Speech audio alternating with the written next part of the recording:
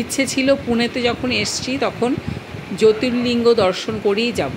12টা জ্যোতির্লিঙ্গের মধ্যে ভীমাশঙ্কর জ্যোতির্লিঙ্গ এই পুনেতেই কিন্তু অবস্থিত। পুনে থেকে 110 কিলোমিটার দূরে আমরা একটা গাড়ি ভাড়া করে পৌঁছে গেলাম ভীমাশঙ্করে। এবং মন্দির চত্বরে যেয়ে ভেবেছিলাম যেতে পৌঁছতে পারবো না, প্রচুর সিঁড়ি ছিল, প্রায় 250 থেকে 300 সিঁড়ি ছিল, কিন্তু সিঁড়িগুলো এত সুন্দর ধাপে ধাপে গেছে যে ওঠার কোনো সমস্যা নেই, যে কোনো বয়স্ক মানুষই পৌঁছে যেতে পারবে। মন্দির চত্বরে তখন কাজ চলছিল, ফলে আমি মন্দিরের ক্লিন ছবি, একেবারে পরিষ্কার ছবি আমি নিতে পারিনি।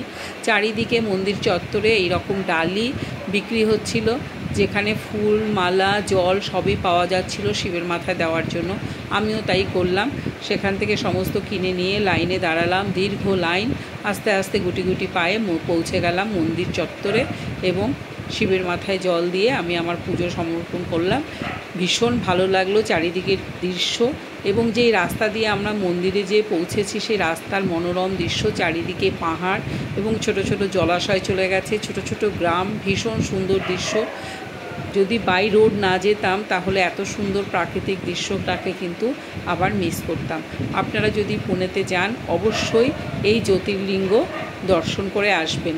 তবে এই জ্যোতির্লিঙ্গকে কিন্তু মোটা বাবাও বলা হয়, সবথেকে বড় জ্যোতির্লিঙ্গ বলে এখানে মোটা বাবাও কিন্তু বলা হয়। আশা করি আপনারা সবাই সুস্থ থাকবেন, ভালো থাকবেন।